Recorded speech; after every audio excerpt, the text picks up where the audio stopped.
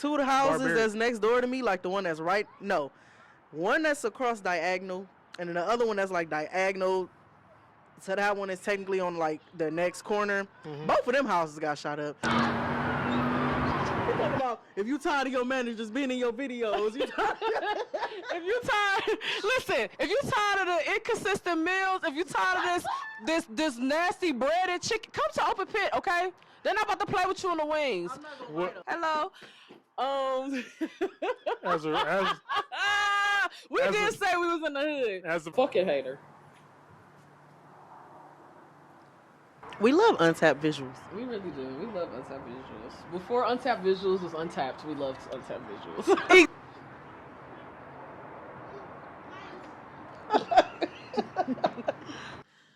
still on the prowl. We recording on the camera. Girl. The sun will come out tomorrow, so you better hang on till tomorrow. There'll be Glocks. There'll be Glocks. You was shooting.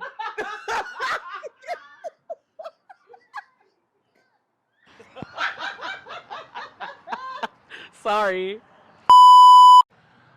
Welcome to Untapped TV. On the latest episode, we got both halves of the Water Gworls, aka the dynamic duo for Occular Odyssey. You want to introduce yourselves? What's up, everybody? I'm Danny, brand manager for Occular Odyssey. And I'm Mai. I'm the principal photographer and the creative director for Occular Odyssey. And if y'all seen them pass the mic, we on a budget here. You know what I'm saying? Ain't no shame in my game. You gotta do what you. Nah, we keep it real around here. You gotta do what you got to do to make it work. You feel me? Hold it up there. Yeah, no, look, we keep it authentic around here. I appreciate it though. You feel me? Absolutely. So, first thing I'm gonna ask is just, how do y'all know each other? How did y'all meet? How did y'all interact with each other? How did y'all come across each other? We both went to John Hay. I went to architecture and design. Mai went to science and medicine. So we knew of each other. We followed each other on social media, interacted that way. It was just like cool. We didn't hang out or anything like that, but we knew, you know what I'm saying? We knew of each other. I thought she was cool. I think maybe she thought I was cool. I don't know. I don't know. Yeah, and we had similar, we share friends. Right, we definitely had. We share friends in high school. We never, directly talked to each other for real. Sometime on social media, but we really didn't, reconnect till we got grown. Mm-hmm. And we started interacting more on socials. And then when I actually started Occular Odyssey, Danielle was one of my first shoots. And from there, we were simultaneously building our friendship and our professional relationship through that. So, yeah, that's how we met, I guess. All right. All right, so perfect. You talked about starting Occular Odyssey. What made you start Occular Odyssey? How did that, come about? What was the spark? Well, I've always been artistically inclined, but as far as photography, that was something that I've started when I was about 14. And over the years, I kind of played with it and stuff like that. I used it as a release, when I was feeling any type of bad ways, I would just, turn to my photography. And I didn't really have a camera, but I was always very much the take a picture friend. Every time one of my friends was doing something, it was me that was taking the pictures. At some point, I studied it for briefly in college. It's actually my minor. And then that was just it. And then I took a hiatus from art. And then it came back around to me at a time where I was going through something. I was at a crossroads in my life. And I had started back doing my art. And one of our other friends, Tasia, shout out to Tasia, kept on bullying me. When are you going to start your page? I see your back taking pictures. When are you going to start your page? And she just kept on pressing the issue. So June 8th, 2020, I officially started the Occular Odyssey page. And I just started posting. And like I said, at the time, I was just really using it as a release for me. It was like a catharsis. It was therapeutic. Then it started picking up traction. And other people started wanting to use my services. And then after that, that's when Danny came on, and then it really got turned. So. All right, so Danny, you came along. What was your role once you came along to Occular Odyssey? So, in building our friendship, we kind of like was just hanging out and stuff. And I would take Mai to her shoots. At one point, I like paid for like some studio time for her. She was the first person to actually financially invest in Occular Odyssey. She's being humble about it right now, but she was the first person to put money on O2. She bought me studio time. So one day, we was just like, she kind of was just like, yeah, so can you manage Occular Odyssey? And I was just like, who, me? And then, and so then that's just how it came about. Like, she just straight out asked me, like, can you manage O2? And I was just like, okay, bet. So let's do it. Yeah, literally. So, Occular Odyssey, O2. I ain't gonna lie to you, I struggle spelling Occular Odyssey every time I try to like search for it. You're not. You stupid. They're not. What's 9 plus 10? 21. You're not I the promise only you, one. I be, man, look. I be Cleveland Public Schools, I be going through it. Don't do that. Man, look, we went to the same school, fun fact. But like, yeah, look, I wasn't paying attention. But what's the meaning behind Occular Odyssey? Like the name, just the whole movement itself, the brand itself. What's the meaning behind it? I'm gonna let Shamaya start this. Okay, so Occular Odyssey, I could just break it down simply is to say it's a visual journey, right? Because when you break it down, that's what the words mean. So ocular, you know, like your eyes, like your oculus muscle. I just put 2 C's to be different, I guess. But also, it's like a play on the word occult. I have a huge love of horror movies, so that's why I threw that in there. And then Odyssey is like a journey. It's literally a visual journey. We're taking you on a journey through our eyes, what we see, what we do, the people we encounter, through using my photography as like that platform. You know, also our shorthand is O2. O2 is simply the essence of oxygen, and shit, like the air, we're everywhere. So, so you know, it's just a play on that. And then you know, the Odyssey also is the name of a very famous Greek like story. It's part of the Iliad. I'm a big person with like Greek literature. I really like it. I'm a big fan of Greek mythology, and it's about Odysseus, who goes on this journey. And in this journey, he goes through these physical trials, but each one of these physical trials teach him some type of moral lesson. And I think that at the time when I made this up, I was going through a lot of shit in the physical realm, but at the same time, it was teaching me moral lessons. It was building me up. And so I feel like I just really resonated with that. So that's where I got the name from. You smart.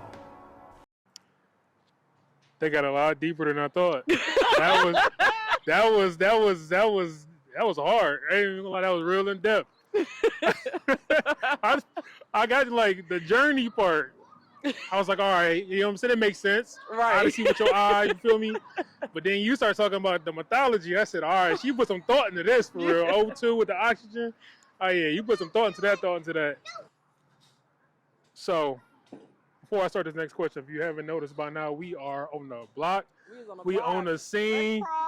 We in the ghetto. I'm in the ghetto. Ra-ta-ta-ta. Ra-ta-ta-ta. Like I said, we keeping it as authentic as possible. I was not lying. You know what I'm saying? But all right, going more into like your photography and stuff like that. Like, how would you define your style?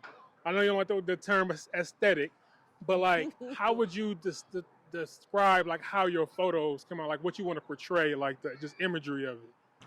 I feel like my photos, when I take pictures, I want to give them like, I forgot what the word is called. But it's this word, right? Damn.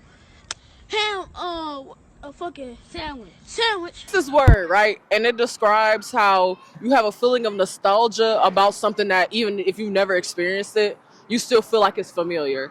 And I think that that's how I tend to try to shoot, to create a feeling of, I know this feeling that this picture gives me, even if I've never experienced like, you know, what I'm doing. So yeah, like that's how I try to shoot. I feel like my style also is very like raw. It's very I don't try to do too much editing. I do touch a little things up here and there, but I will never over edit my photos. That's not really my style. I like for people to see the scene as it is. So I also try to do that. I do a lot of man on the street, very candid type shots. I like to do off guards, but probably the majority of my portfolio is probably off guards. If I'm being honest, it looks posed, but it's not. You just got to know when to catch people in those moments. So that's probably stylistically how I probably do. Okay, so I guess a question for both of y'all is like, since y'all a team, do y'all like talk with each other, like just like confer with each other? I think that's the word. Like I said, Cleveland Public Schools. If I'm wrong, you know what I'm saying, don't ignore me. But about like how you want this next shoot to look, or what image you want to portray and stuff like that. Do y'all like talk to each other, or is just like a set thing that y'all already got established and y'all just roll with it? So it depends on what it is. Um, a lot of stuff I think comes to my creatively because she's big into her, like deep into her creative direction bag. So like a lot of stuff comes to her creatively. And she will ask for my opinion, like what I think, my input. Um, a lot of times, like when she goes out and does shoots, like she already knows in her mind like what she wants it to look like, how she wants it to come across. And then for certain projects, we'll talk about, okay, Danny, what do you think? What kind of ideas do you have? How do you want this to come out? How do you want this to be portrayed? So we'll collaborate in that way.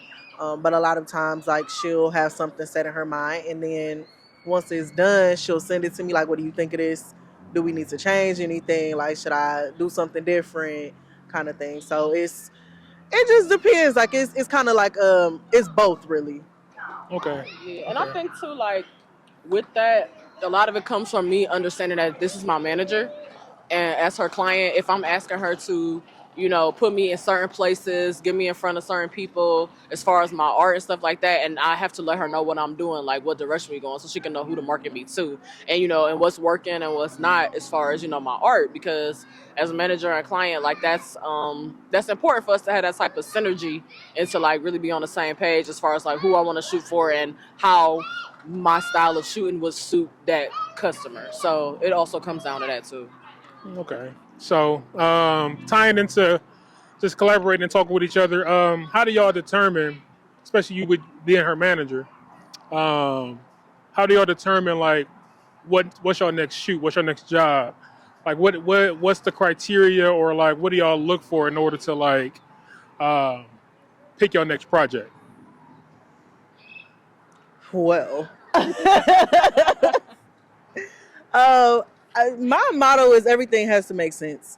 So whatever we're deciding to do creatively, like we can have all of these ideas. If it does not make sense for us to do at the time, we are just simply not doing it. Um, we and I like to. We have a whole process as far as like our rolling out of things. Like everything has to be cohesive. Um, we try to plan ahead. We talk about all of our events like at one time. I mean, we do this multiple times, but we talk about all of our events at one time. Lay it out on the calendar. When does it make sense to do this, so that we know when we need to start working on this specific thing, when we need to plan, when we need to have certain shoots for certain things, what days we need to do this, when we need to reach out to this person. So it's all a process, and it just really depends on what kind of season we're going into, if that makes sense. Like this makes sense for now, but it might not make sense for 3 months from now, so we need to do it specifically at this time. Right. All right, so one of my I guess next question is, knowing y'all love y'all city, especially you, Shamai. You love Cleveland more than the mayor. And I do. Look, uh, what does it mean to y'all to just be from Cleveland? Like, what is it about Cleveland that make y'all love it so much? Man. There is simply just no place like it. At this point, we've been blessed to be able to travel to different cities, work in different cities. And honestly, I can say, there is literally no place like home. There is no place like Cleveland. And I know, like, a lot of times we are conditioned to feel like we live in the worst place in the world. But, being an artist and getting into working with the community, working with people, I have really got to see a side of the city that I feel like most don't get to. Like, there is so much talent here, so much culture, so much history, and it's really generational. And I really feel like, we wouldn't be us if we wasn't from Cleveland. You know what I'm saying? Like, we wouldn't have the style we do. We wouldn't carry ourselves the way that we do. We would not conduct the business. We would not be able to move how we do had we not been from Cleveland. So I really do owe Cleveland so much. You know what I'm saying? This is where we started. This is where we got our start. This is, we, like I said, we travel other places, but this is the place that believes in us first. So I'm going to always love my hometown. To So. piggyback off of that, I have lived in other cities in Ohio, and yes, Cleveland has culture. Some of these other cities do not. Talk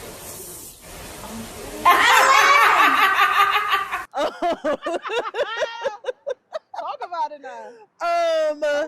Like, being from Cleveland and like doing what we do, it just make me feel like being from here and just the kind of milestones and the kind of stuff that we deal with on a daily basis and like how you got to break out and like really talk your shit. Like, that's just, when I be like, I'm from Cleveland, like, that's just how I feel. Like, we got the city on our back type. You feel me? So I just feel like we need to, it make you work hard. Like, it make you work hard to give yourself better circumstances, be in better situations, so that, and for us, it's about reaching back and bringing people with us. Like, we're not trying to just go forward and say F the city and all of this other stuff. You know what I'm saying? Like, we want to propel ourselves forward so that we can also propel the city forward as well. Like, we not just gonna be like whatever. Right. So I think that, like, just the type of grind that you just kind of get innately just from being from here and having what we have, like, we want better. So Yeah. Okay. So with that pride, do y'all think, or has that Cleveland culture you was talking about rubbed off on like your work? Do you think your work reflects like where you from? Absolutely. Yep. Absolutely. It's I think for me, it comes out in how I shoot, what I shoot. Because you have to be ready for any and everything when you're from here. I know we joke and we talk about how Cleveland is not a real place, but that's very true. You never know what you're going to encounter, especially when you're in situations where there are multiple people congregating. It's a party, it's a kick it, some parade. We always are having something in the city. You have no clue what characters will be there. So you have to be on your toes. I definitely feel like that. And then the grittiness. People always talk about my hard edge, about how I shoot. The grittiness definitely comes from the city. I mean, I'm from the east side. I'm from St. Clair. You know what I'm saying? So it's really like that grit, that hard shit, that's in me, whether I like it or not. And instead of using it to be in the street, like, you know what I'm saying? No shade to anybody in the street, but I just let that shit come through my work.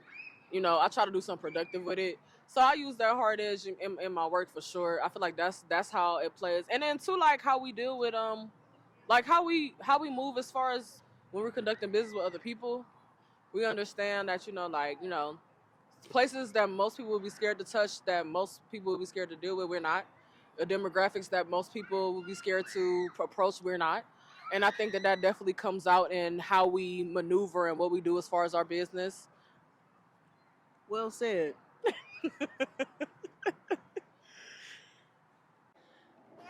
So y'all got this annual event for the neighborhood called the O2 Cookout. For the city. For the city. Really for the neighborhood. It's east side, you know what I'm saying? We don't East side for sure. No. But no. Tell us about, like, how did that come about? What was the idea behind it? How did that start? What was the whole concept behind the O2 Cookout? The O2 cookout goes back to 2021, our first annual cookout. What day was it on June? Was it on June 8th? It was. It was on It our. was It was our on June anniversary. 8th, 2021. At this part. We just At this park. the whole point at this park, yes, the whole point was to celebrate a year being Ocular Odyssey, being in business, serving the city, bring everybody out, have a good time. The first theme was Freaknik. So that was a very good time. I feel like we had a great turnout for our first year. We celebrated with friends. We had some food. Like it was good. It was. And it eventually evolved from our first year to our second year. We started to be once again blessed with more opportunities. So from the inception of Occular Odyssey, I always said I wanted to use my platform to platform other artists and brands. So our second year Occular Odyssey, I was blessed to be able to work with a few people. That's when we started our work in South Florida.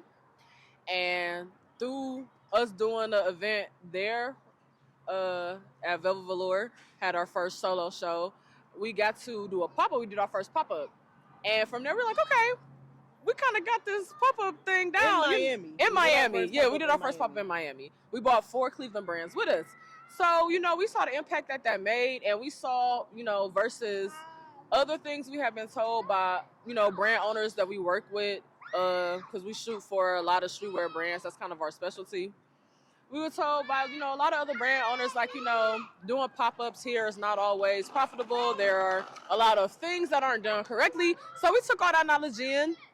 We talked about it. We applied it. And I told Danny, I said, why we don't do it like a festival, like a streetwear bazaar? Why we don't have that opportunity at the cookout? So that was the first time we did a pop-up. We saw how successful it was. We saw, the people it brought out, the way it allowed the brand owners and consumers to be able to have, like, real world experience with each other, because people want to know who they're buying from. So that's how we cultivated that experience of having the pop-ups at the cookouts as well. It evolved over the years. Now we have a car meet as well. Danielle and I both are big fans of Cleveland car culture. We both grew up in car families. We both love cars. So especially old schools. So that's also a really big part of Cleveland culture. Come Down Sundays is something that happens here. Literally one in her neighborhood and one in mine. So we thought it was only, appropriate that we incorporated that with our cookouts, because we wanted to just pay homage to, once again, our city and, the culture that have influenced how Ocular Odyssey moves. So now we do that as well. So the cookout is now just an inaugural place for brands and artists, and now people who are within the car culture to all, commence and celebrate with us our years of being in business and the things we do during the year. And yeah, that's how it came about. I also want to shout out Feed My Belly, because Yes. they have been our food vendor at the cookout 3 years in a row. 3 years in a row. So they always come out. And then we had some other vendors come out as well, aside from just streetwear brands. We've had some other ones, Geek Gorilla, artists, other artists as we have well. artists selling prints. We encourage other photographers and videographers to come out and enjoy time with us. Just get to know us, and it's become a staple. It always kicks off the summer, so you hit June 1st this year. June 1st, 2024. Turn up with us. We're doing something very, very special this year. We still bringing the car meet back. We are bringing the car meet back because we were asked to. So please come out. Bring And the yeah, cars. we do have a special surprise this year We as do well. have a surprise this year. But yes. All right, so circling back a little bit, you talked about Come Down Sundays and it being a Cleveland culture, Cleveland staple, things like that. Inspirations like the car meets and stuff. Like, I struggle defining what Come Down Sundays is. It's just it's a lot. Yeah. How would y'all describe Come Down Sundays? Like, what is it to y'all, for people that might not know?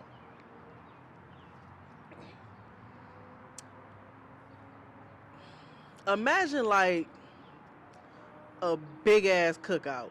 Right. That's kind of what it remind me of. And it's not even that like food is like the center of it, because it's not. What the center of it is to me is like gathering. coming together, everybody bringing out the nicest whips that they got, like in their backyard. Like we said, with the whole car thing, like a lot of people was in the cars in the city and stuff like that. So come down is like bring out your nicest shit. Like people don't just be bringing their cars out either. They bring their dogs out. Like it's a lot of people, a lot of dog people in the city who, you know what I'm saying, they bring their bullies out, like they best dogs in their kennels, like they bringing them out too. So it's like everybody just kind of coming together. We having a good time. There's music going. People with the different sound system set up and stuff like that, they bringing that out. So we loud, we flashy, we showing off like the stuff that we got, but we still having a good time. Like it's food trucks that come out too, so you get that aspect. You able to eat, just kind of kick it, have a good time. The whole point is to just be on some like you popping out. Yeah, you know what I'm saying? Like you popping out. Yeah, you really just take an opportunity. Like, look, nigga, I'm hollering. Like, look at my car, look at my dog. Like, this was going on. This is what I got. It's a weekly festival. Like, it's just really a weekly festival. And then two, I think to get a little deeper into it, like we created our car culture because Cleveland is a site of a lot of people when they came up during the Great Migration came up here to work in the auto industry. I know my grandfather did. He worked for Chrysler. That's how I got into cars. A lot of other people's families here, their grandfathers, their fathers, they worked in the auto industry when they came up here from the Great Migration. So through that, we were able to create our own little car culture here in the Cleveland city and put our own Midwestern spin on it. And that's also where that comes from too, would come down. And even the phrase come down, it's like, you know, you coming down, like you coming down, 9 times out of 10 it's probably coming like down towards downtown. So you coming down St. Clair, you coming down Superior, you're meeting, you're congregating at these places like Luke Easter Park or Gordon Park, and that's really how you get deeper into it. Like there's a song, all Clevelanders know it. But yeah, like it really, that also like nods to Come Down Sundays. So it's the center is car culture, but like Danny was saying, there's so many other things that have been integrated into it over the years where it's so many things. So my interpretation of Come Down Sunday is it's black culture at its finest. It's a melting pot of everything. You know what I'm saying? You want to listen to some music? Got it. Eat some food? Got it. Yeah. See some cars? Got it. See some girls or some dudes, whatever side? I don't know. Got it. Got it. You know what I'm saying? Like, literally, it's just anything that you want. That down for the child stars, bitch. That's just some exciting shit. We should have got that on camera. That's some exciting shit, bitch. Damn, to Houston we go, I guess.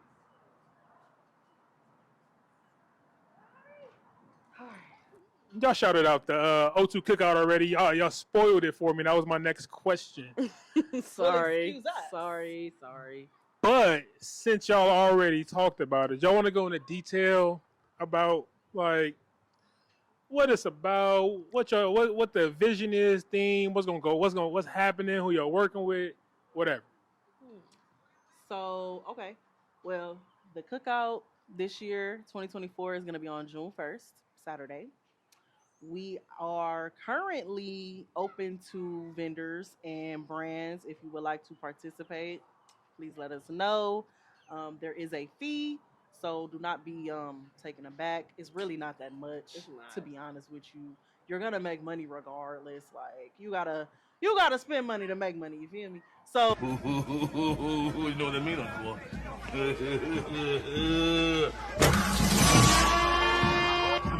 Yeah. Got money. Yeah.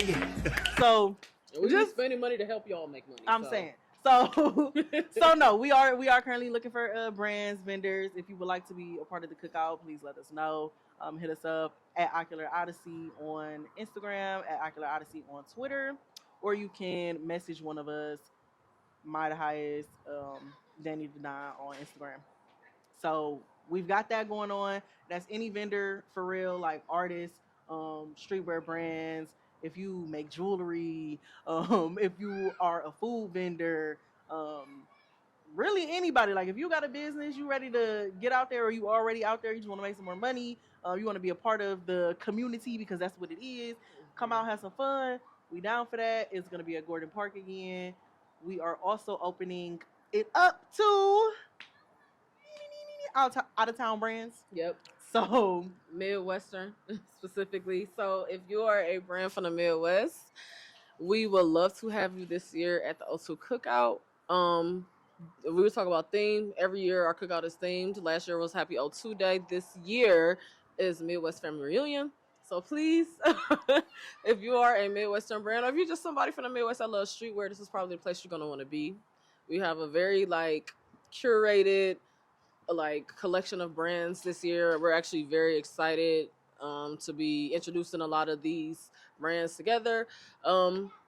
Like I said, this year's theme is Midwest Family Reunion. So we really felt like, most of our work has been with streetwear brands, and we've just acknowledged the contribution that the Midwest has made the to streetwear, period. Like the styling, everything, especially with the boom of workwear and stuff like that, that is very Midwestern. And we acknowledge that, a lot of style icons come out of the Midwest as well. So this year, we are going to open it up to brands just so we can show people what the Midwest has to offer. And I feel like there's no better way to do it than to put it on display.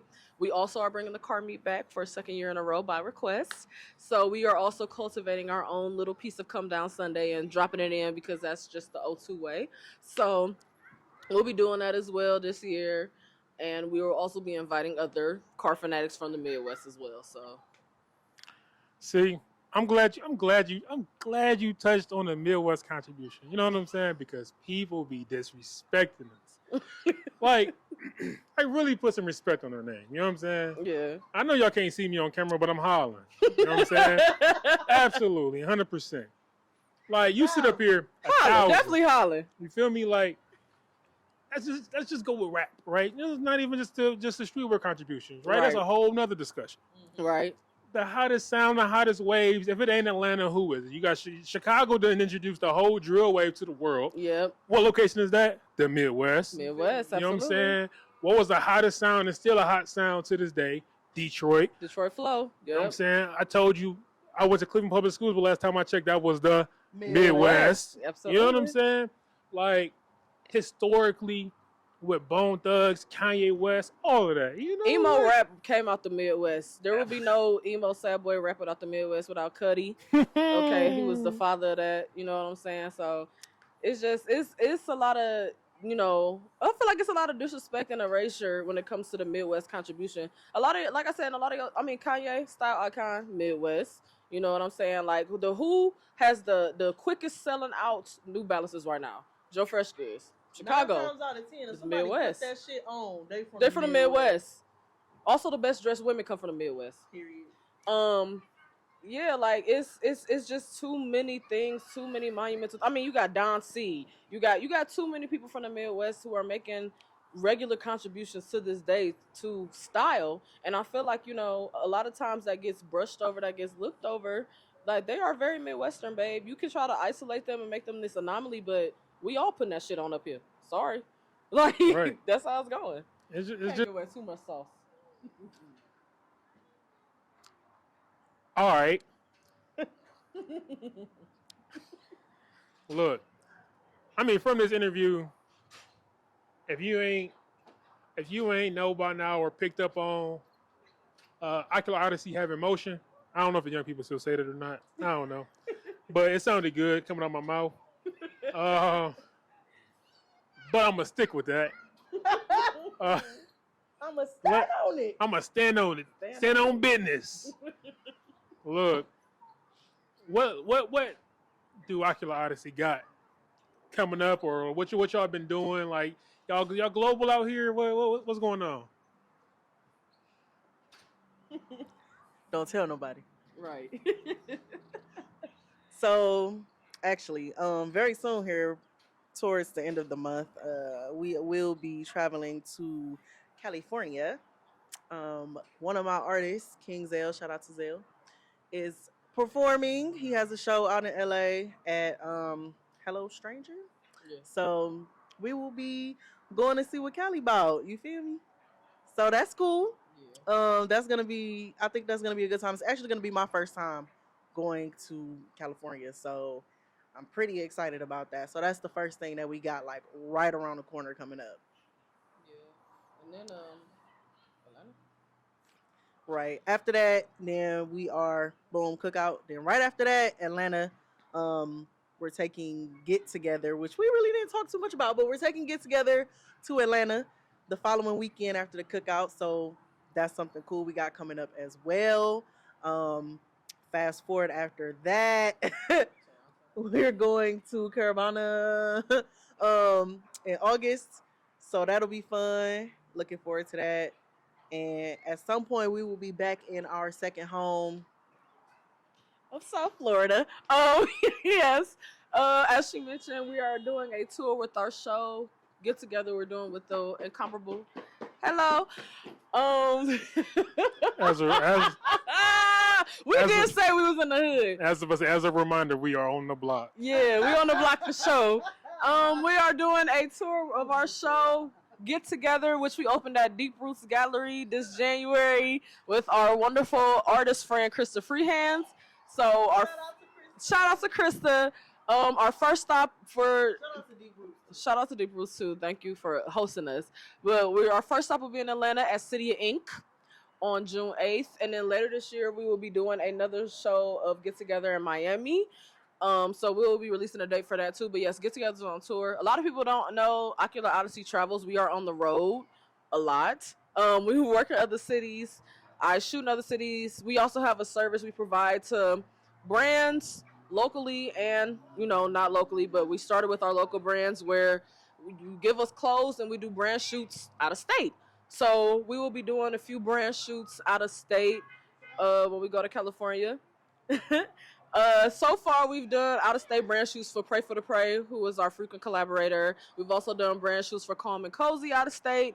We use that as a way to connect that local economy with new brands and help those brands get customer bases in other homes. So O2 is on the road a lot because we're just trying to bring Cleveland to the world.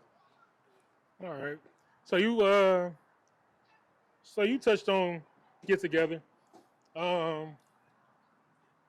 So how did that come about? Like, how did that get together? Like, how did y'all link up and get that started? Well, Krista and I, we follow each other on social media. We both admire each other's art. And we, it was basically a back and forth. We created a rapport. After a while, we saw that we had a lot of similarities as far as like comedy and too as far as like what we use as inspiration for our art. And so one day, Krista just hit me like, hey, I got this idea for this show. I really want to do it. I've asked a few other people, but I don't really think that they're serious. And I like the way you approach your art and how serious you take it. So let's talk about it. So, she came up with the concept of I have my photos and she reimagines them through her paintings. And we use that as a collab show to show people that, artists are stronger together. Like artists can collab, we can work together, and they can create something beautiful. So we went through this whole process. We worked with Deep Roots. Thank you to Dave Ramsey also, who was a friend of ours and Krista's. And we came up with the concept to get together. We did our first show in January. We opened the show. It was beautiful. And, Krista has other markets. We have other markets. We decided, why not take this show on the road, As far as traveling a show, it wouldn't be our first time. Like we aforementioned, we've done a traveling show before. So it'll just be interesting to see how Get Together does on the road. But yeah, so that's how we, conceptualized it. And it shows different scenes of different ways that Black people get together. There's church, there's a cookout, there's, homegirls just kicking it, and there's, a few other scenes. But through my photography, which are just different unreleased pieces from 2021 to 2023. I was just in a mode where I needed to use my art to be therapeutic for me. So I found myself in spaces where people were congregating because that felt good to me. It was healing to me. And I used that time to do just free shoots. I just took my camera and I just took pictures. So that's really where that came from. That's on my end, and then Krista put her paint to it and gave it new life. So I just realized I missed the perfect opportunity to ask, how did y'all get together on that project? But you know what?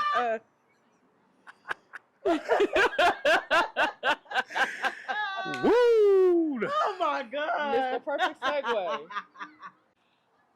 So, although this interview may have not come off as professional, it very much so is.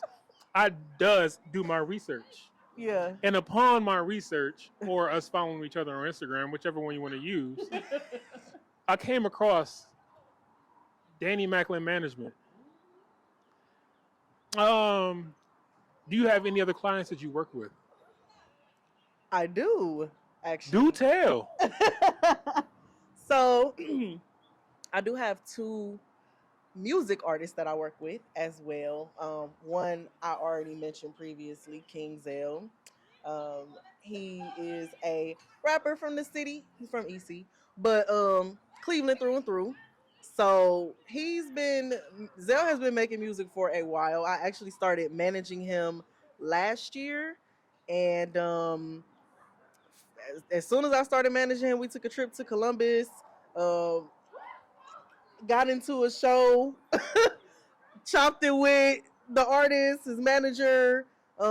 He made some connections. Zell is very musically inclined. He can rap, he can write, he can produce, engineer. He does a lot. So he is the one who has a show in Cali that we will be going to in the next couple of weeks. My other artist that I manage, his name is Juan. He goes by Only One Juan. He has a completely different style from Zell. His is more so like how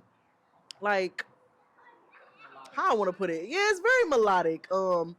Singing rapping. Like he singing rapping. You know, like the auto tune, like the sound, like that different sound. Like a Dirk, yeah. So yeah, Juan, he just had a show a couple of weeks ago, actually. We doing a lot of work with his stuff. We got his stuff rolling out pretty soon here. He's gonna have some more stuff coming out around his birthday next month, so that's something to look forward to. So yeah, those are my 2 other artists that I work with. So you talking about them having shows? Mm-hmm. O2's always traveling. Yes. I'm not the smartest man in the world, but it seemed like you be doing your thing. You know what I'm saying? You seem like you be holding it down. I try. I do work very hard. Look, I do work very hard. I could tell. But if somebody else wanted to get in touch with you to see if you can work that same magic for them, how does one person, multiple people, a group, whoever, get in touch? So my Instagram, well, I have 2. So my business page is at Danny DANI Macklin MACKLIN Management MGMT on Instagram, or you can also find me at @ I am Danny Dadon DADON, and just shoot me a message. I am a friendly person. I'll talk back. I'll say hello. Just say hello. Also, Danny Macklin Management at gmail.com. As well. Thank you very much. Thank you very much. Shameless plug. Danny Macklin Management at gmail.com. Send me an email.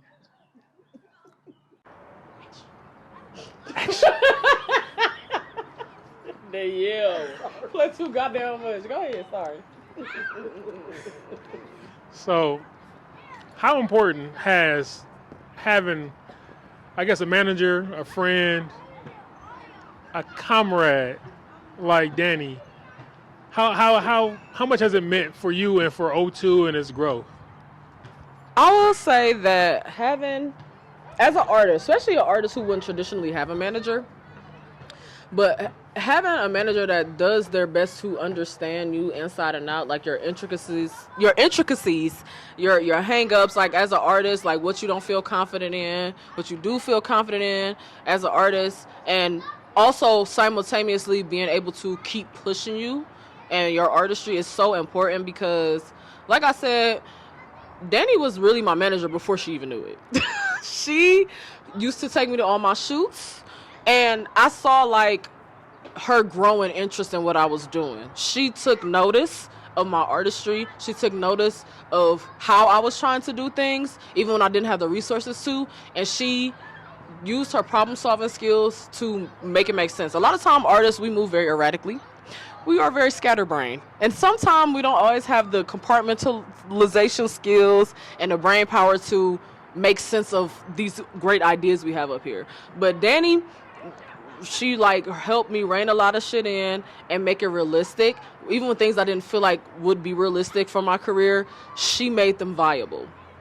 And I think that that's important because we as artists just want to feel like our ideas are viable. And she gave life to them. And it really, like I said, it came from like her just seeing me work. Seeing how I was trying to get with people, get into communities, going around different communities. I think the event that solidified it the most is me and Danny went to this DIY punk show. I knew you was about to say that. Me and Danny was to this punk show, and I know this girl had like I've been in the punk scene for a long time. I was raised in it, but Danny didn't know what the hell was going on. But you know, it was just her immersed herself. She was talking to people, talking to these kids. Like a lot of these kids had known me from being like an older person in the scene. They didn't know what the hell was going on. But she still took the time to learn about what was going on. She learned about her client. Well, I was like, you know, and at the time I wasn't her client, but the way she took notice and the way she was invested, I'm like, this is somebody who will be willing to do whatever that they can to help her succeed and me too. And that's when it really came to me like, Danny, you need to be managing. Like, this is your calling. Like, you are too good at what you're doing to not be helping me, but helping other artists as well. And the difference that my career has had since Danielle has stepped in as my manager has been crazy. Like, I was working a job, and I was so used to telling people what my prices were. And I remember Danny stepped in and said, you ask them what their budget is. And from then on, it have changed because also as artists, a lot of times we're used to shortchanging ourselves or just taking what we can because we need that job. But Danny made me understand, like, you don't have to scrape. You don't have to, accept scraps from people as an artist. And as a camera person, you need to really be demanding your respect and demanding your space and your time be respected as you're doing that service. So I really think that, you know, having somebody, you know, in my corner like Danielle as a manager, and I'm sure her other artists will say the same thing. Somebody is dogmatic, somebody is unafraid, as Danielle is really important because we wouldn't be able to break through that next level that we want to had we not have a manager who relentlessly believes in us and believes in our ability as a team and a collective to continue to push forward. So, thank you. Let's talk about some brands y'all don't work with. Like, y'all have been around for a while, so I'm pretty sure there's some brands, some orgs, companies that y'all don't work with. Like, who are some people that y'all don't work with? Who are your favorite people that y'all work with? Memorable experiences? Yeah, so a lot of people, I feel like our most popular frequent collaborator is Pray for the Prey. We've shot a lot of their visuals and stuff. I gave them their first lookbook. There's also Calm and Cozy, who is actually owned by the head of our videography and editing department since 2008. We also have shot for BCM. We've shot for Rafael Lorenzo. We have shot for, we done shot for so many people. Sean's Fabrication, who works on cars. We shot for him. Now that we have our videography, cinematography department, we've moved into shooting more people's visuals as well. So we're working on that. So yeah, we work with a few notable brands in the city. Hope to work with more. Absolutely. So Aside from brands, though, we also worked with music artists, right? yeah, we shot with a few artists. So yeah, aside from brands, we've shot with a few artists. 12 Limb. Shout out to the South Florida homie. We've also worked with Nudie out of Cleveland for Interscope Records, LVRN. You feel me? Yeah, we shot with, I forgot. We shot with Love Renaissance. We've worked with Island Def Jam. We have also shot with like a few other South Florida artists. We shot with 36 Perk, who is a friend of the brand as well. We shot with Greatness, who is another South Florida artist that we work with. So a lot of our other work, like we mentioned, another city that we work in, another area that we work in frequently is South Florida. We have a lot of ties down there to our community. We appreciate how they just, welcomed us in with open arms. So to show our appreciation, we make sure we keep up, appearances and make sure we keep up work down there. We always looking with new artists and brands to work with from that area too. Broward or Dade, hit us up, whichever county you're from. We don't discriminate. We don't know the difference. So.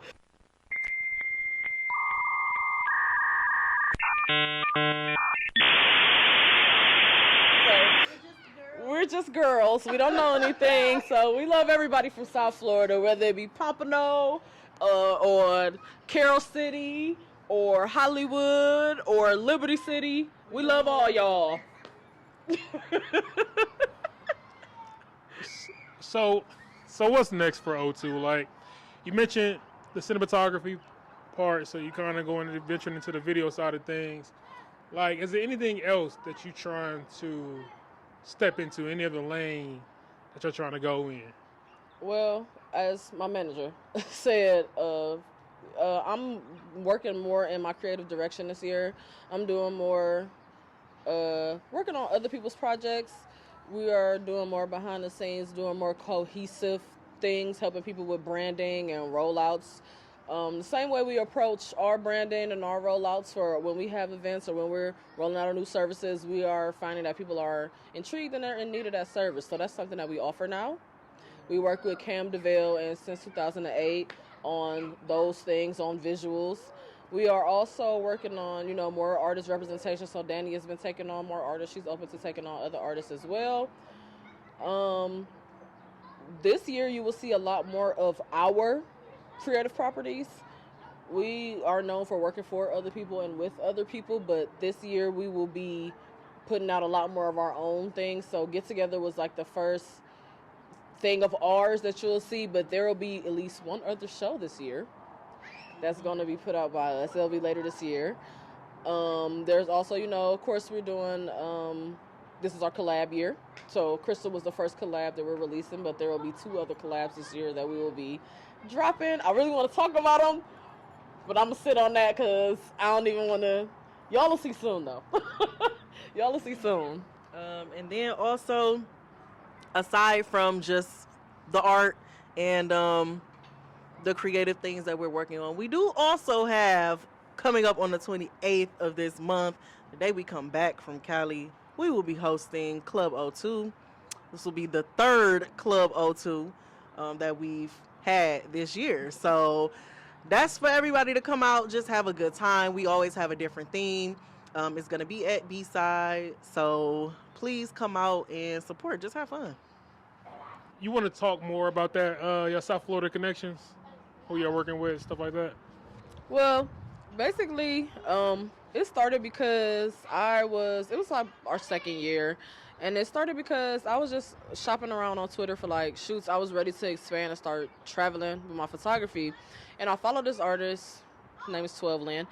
And we had a pretty decent Twitter rapport. And I started shooting. I started moving around.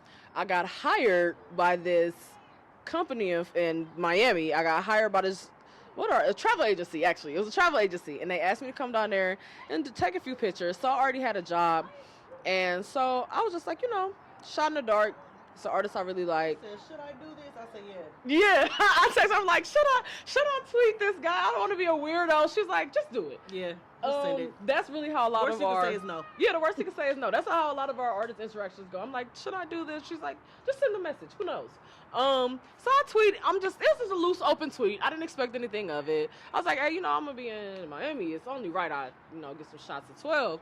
And he hit back and was like, sure, let's do it. So that's how I got introduced to that scene of South Florida. So I went down there first. I got a feel for it and everything. I came back and told Danny, like, they got some raw shit going on down there. Like, we kind of need to tap in with them. So the next time I went down, she came with me. And we ended up getting an offer from Velvet Velour, which is the studio that's associated with that artist, to do our own show. So our first ever show was the Consider Cleveland show we did in South Florida at Velvet Velour. It was comprised of like a whole bunch of Cleveland imagery. Like, I was just trying to use that as a moment to introduce people to the real Cleveland, the Cleveland that people don't get to see. You know, I up until then, even working down there, I heard so many misconceptions about what they thought Cleveland and Ohio was. Like, you know, Cleveland, you know, they're like, there's black people in Cleveland. There's, you know, there's so many misconceptions about, you know, what Cleveland is. They don't know too much about it, or only what the media has told people about Cleveland. So I used the opportunity to create a show and cultivate an experience where Clevelanders can be put on display. In that, I also brought down 4 brands from the city. We did a pop-up, so that those brands were able to, like I said, create customer bases in South Florida. We used that as a connecting, and that went so well. That was, 3 years ago now? We created a customer base as well down there, so we shoot with other artists, so we're back and forth between here and South Florida, so we love them so much. That is our other home. we love South Florida a lot. We are looking to expand and work with more artists down there. So yeah, I love it. We have got to shoot with a few other people. Like I said, we work with 36 Perp. We work with Greatness, which are 2 artists from Broward. And we, you know, when we do Get Together, we thought it was only right. There is no way we could have done a tour of Get Together and not did a stop in South Florida, because they have been so supportive to us, and there was like no way that we could not include them in that journey. No, that's it. We love y'all. We be down there. We be down there. They be like, when y'all coming home? We all coming home. Yeah. Like, When y'all coming back? we knew it was bad. Are you gonna book the flight? Yeah, we knew it was bad when we was out there last time and we was in the club and people was recognizing us. He was like, oh, hey, y'all. We like, damn, is we really here this much? Are we really down here this much and we get recognized in, like, out in public? Like, I don't feel like we be there that much, but clearly we do. So before we wrap up, is there anybody in particular, any brand that you would like to acknowledge, shout out, talk about? shout out to G, head of the merch department at O2. Yeah, shout out G. He's not here right now because he lives in Detroit, but that's our third. He is, like Daniel said, the head of our merch department. So anything, any O2 merch you have, any O2 styling, that is the man with the plan. That's who does it. He also has his own brand, Overcome Your Problems. Please check them out. They're amazing. His page is on Instagram. Is Godfried. Yeah, we love G a lot. Love you, G. Thank you for everything you do. We'll be coming to visit you soon because we need some merch. And because we love you. And because we love you. But yeah, G is our third. You don't get to really see him. He doesn't like to be, out and about too much. So we always come in representation of him as well. But yes, he is the one who crafted O2 style. So this hat I have on, anything you've seen us drop, any of our drops, that G has been the one behind them. And he also advises us when we're working with brands, like in collaboration, how we should approach it, what we should do. He helps with brand curation for our events. So yes, that is G. He's not here right now, but if he was, he'd probably have some Cartiers on, some good Buffies, you know what I'm saying, nice feet. My nigga always dressed crazy good. But yes, we love him. We love you, G.